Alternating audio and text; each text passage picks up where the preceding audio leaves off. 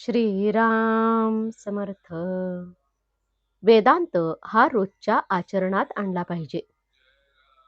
भगवंताची उपासना करणारे जे ऋषी असतात त्यांचे मन अशा एका अवस्थेमध्ये राहते की त्या ठिकाणी परमात्माच सर्व काही करतो ही भावना स्पष्टपणे प्रकट होते. भगवंताशी एकरूप होऊन जाण्याचीच ती अवस्था आहे. ऋषींचा मीपणा नष्ट झालेला असल्याने मी करतो, मी बोलतो, मी काव्य रचतो ही भावनाच त्यांना नसून परमात्मा करतो, परमात्मा बोलतो, परमात्मा मंत्र रचतो असा स्पष्ट आणि खरा अनुभव त्यांना येतो. या थोर अवस्थेमध्ये ऋषींच्या तोंडून वेदमंत्र बाहेर पडलेले असल्यामुळे ते मानवाची कृती नाहीत.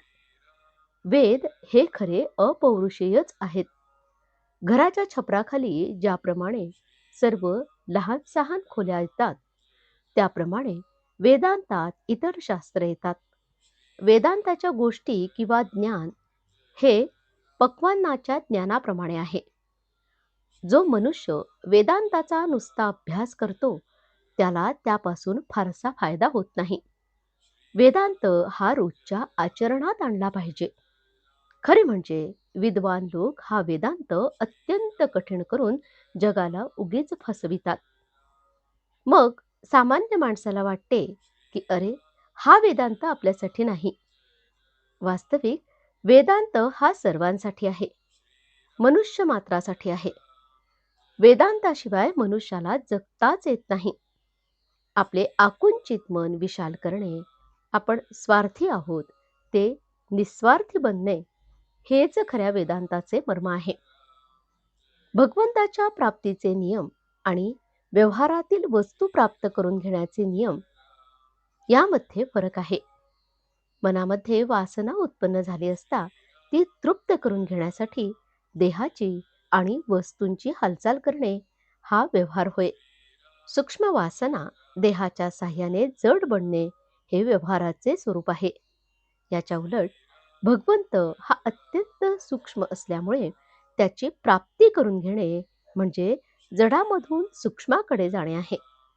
तेव्हा भगवंताचे साधन हेही जडातून सूक्ष्माकडे पोहोचवणारे असले पाहिजे. जड देहाशी संबंधित आणि सूक्ष्माशी निकट चिकटलेले असे साधन असेल तर ते एक नामच होय. जो नामात राहिला त्याचा वासनाक्षय झाला. पुष्कळ वेळा चांगले अधिकारी जीव एखाद्या लहानशा वासनेमुळे अडकून पडतात. मग ते अध्यात्मदृष्ट्या चांगल्या कुळामध्ये जन्म घेतात. तिथे त्यांची वासना तृप्त व्हायला वेळ लागत नाही, म्हणून ते लहानपणीच जग सोडून जातात. त्यांच्या मृत्यूचे दुःख करणे बरोबर नाही. वासना ही दुसऱ्या कोणत्याही उपायांनी तृप्त होण्यासारखी नसून आपण जर भगवंताजवळ वास ठेवला तरच ती नष्ट होते. वासना नष्ट झाली की बुद्धी भगवत स्वरूपच होईल. जेथे वासना संपली तेथेच भगवंताची कृपा झाली. आजचे बोधवचन. प्रत्येक वेदांताच्या आरंभी हरिओम असते, ते नामच आहे. जानकी जीवन स्मरण. जय जय राम.